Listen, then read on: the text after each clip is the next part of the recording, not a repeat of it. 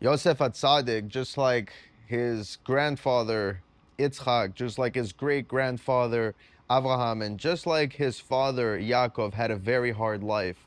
But ultimately, he reached tremendous and unimaginable success. I mean, after all, he became second to the king. And one reason, I think, why he was called Yosef HaTzadik, and we don't say Yaakov HaTzadik, we don't say Yitzchak HaTzadik, we don't say Abraham HaTzadik, even though Abraham was the founder of believing in a single God, is because Yosef, even though he had a very challenging life, just like his ancestors, never questioned God. We don't read anywhere that he asked God, "Why are you doing this to me?" And he was sold by his brothers. He was a slave in Potiphar's house. Then as soon as he reached some kind of success, he was sent to prison for 12 years. When he was really only supposed to be there for 10, he ended up being there for 12 years. And ultimately, he reached the level of being second to Pharaoh. So we don't see him questioning God, unlike Abraham, which questioned God and doubted God in a sense. I'm not saying Abraham didn't have bitachon, trust and reliance. He obviously did. But Yosef never, doesn't say anywhere that he doubted God or that he questioned God.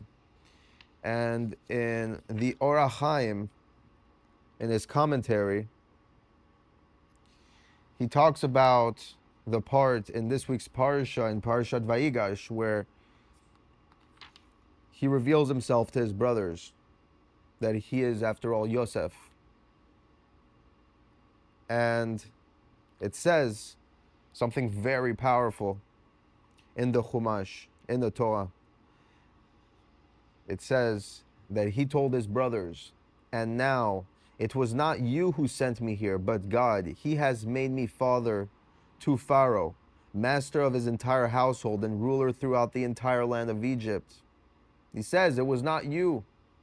I see through you. I see who gave you the power, who gave you the itch to sell me." And it says further in the Chumash, he then kissed all his brothers and wept upon them, and afterwards his brothers spoke to him. So the Or HaChaim says the meaning behind Yosef's words in this verse is that he wanted to explain to his brothers why they were to remove from their hearts any concern that he hated them for any reason. For in reality, he did not hate them whatsoever. He fully accepted that it was not them. They were just a means to an end. Now, that doesn't mean that they weren't going to pay the consequences. After all, Yehuda did pay the consequences. His two sons died. And that was a punishment from God for the pain he caused his father Yaakov. So they did pay the consequences, but that doesn't mean that from Yosef's perspective, he should be upset at them. And that brings us to the dilemma where God knows the future and already has the future figured out, but at the same time, he preserves our free will. How does that work? Well, the ultimate outcome of Yosef being second to the king, that was determined. But how was it to happen? That was not determined. So the brothers choosing to sell him, choosing to have jealousy, choosing to have hatred, and committing those sins actually brought the ultimate outcome that God had determined to come about. That did not change the outcome, but the fact that it came about through them sinning, through them hating their brother, being jealous of their brother, selling their brother, they still must pay the consequences for being the delivery of evil, so to say. So we're still left with the freedom of choice if we're going to deliver good or if we're going to deliver evil. And the ultimate outcome is always good. But the process can be a nice, sweet process, or it can be a challenging process. It can be a evil, looks evil kind of process. And if we are there to deliver good, then we get rewarded. If we're there to deliver bad, then we're punished. And so even though the brothers actually helped Yosef accomplish his dream, even though what they were doing was because they didn't want that dream to come about, but they ended up making it happen no matter what, because when God determines something's going to happen, there's no way to get in the way of it. We can't delay it. We can't speed it up. We could definitely not stop it. But if we get in the way, them trying to get in the way of God's plan, cause them to sin and then be punished. But Yosef, from his perspective, from the receiving end, did not hate his brothers. He didn't bear a grudge towards his brothers. He actually told them, I want you to know I do not hate you. And I want you to free yourself of any concern that I'm holding a grudge, because in reality, I know that it was truly God that put this hatred in your mind. This is from Yosef's perspective. That doesn't mean that from their perspective, they were to say, oh yeah, God put our thoughts in place, so actually it's not us, it was God. They can't say that from their perspective. But from Yosef's perspective, from the receiving end, he was able to see how ultimately it wasn't them. There was no reason to hate them. There was no reason to hold a grudge against them. Because in reality, it all came from God, and they were a means to deliver Yosef as the second to the king, so that he could prepare the arrival, because ultimately the reason why they came to the land of Egypt in the first place was because there was a famine once again in the land of Canaan. There was a famine everywhere around Egypt, but because Yosef interpreted the dream of Pharaoh, 7 years of abundance, 7 years of famine. So during the 7 years of abundance, he was able to put aside stock so that during the 7 years of famine, they were the only place that had food. Everywhere else, they were starving. So if Yosef wasn't second to the king, they would have starved to death. His brothers, along with his father Yaakov, and that would have been the end of their lineage. But God had Yosef become second to the king so he could not only prepare the arrival that would need to come about for his brothers and for Yaakov, his father, because they needed food, and if it wasn't for him, they wouldn't have gotten the food. But even more so, it was in order to prepare for the exile that God told Abraham would come about through his descendants. And it says in the Or HaChaim that when a person goes into exile, like the Jews later on, when they went into exile during the first and second temple, it was not a pleasant experience. They got kicked out.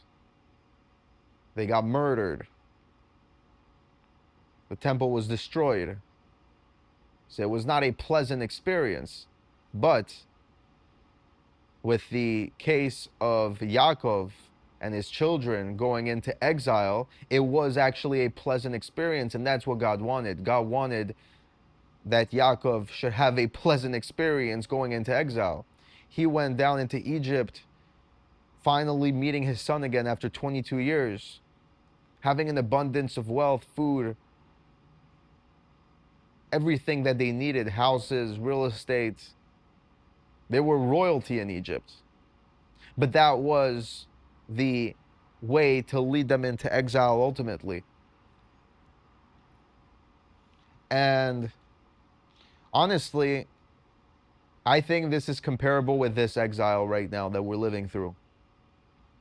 This is a pleasant exile if you think about it. Most of us living in America, we have the state of Israel. In most countries, at least, we can be Jewish freely. We can be proud to be Jewish. Yes, there's anti-Semitism, like there's always been. But overall, we're not being killed or forced to not study Torah and do mitzvot. Like in the time of the Seleucid Empire and the Maccabim from the story of Hanukkah, where it was illegal to study Torah and to do mitzvot. In our generation, I don't even think there's anywhere where Jews live, where there's communities where you can get killed by the government for studying Torah and doing mitzvot. So it's a pleasant experience to be in the exile that we're in, and we are in exile. We cannot be fooled because Mashiach is still not revealed. He is still not here. The third temple is still not rebuilt. There are still wars going on in the world. The knowledge of God is not covering the earth like water covers the sea. So we're still in exile, but it's still a pleasant experience. And this is very similar, it seems like, with Yaakov and his children going down to Egypt, where they were royalty, they were able to be Jewish, to study the Torah, to do the mitzvot, and they were praised for it, actually. But that's ultimately what led to them being enslaved, because they became too powerful. So we always have to remember, we are still in exile. As comfortable as we are in exile. And the reality is, a lot of times, Jews tend to thrive and take the Torah seriously when it's limited, when they're not allowed to study it. But when we're allowed to freely study it, we take it for granted. When in reality, this is our life. This is everything. Jews, the Torah, the land of Israel, it's all one. We can't get too comfortable and disconnect one from the three. And yes, we want to make money, we want to be involved in the world, but we cannot forget our true identity, which is that we are Jews. We are descendants of Abraham, Yitzhak, and Yaakov. We are a light to the nations. And we need to represent that. And we need to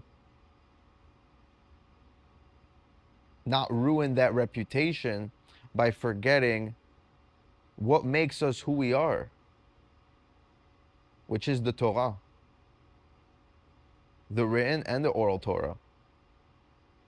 And by doing that, we won't end up, God forbid, like it was in Egypt when we were enslaved, but we will actually bring about Mashiach through a peaceful and comfortable fashion. Amen.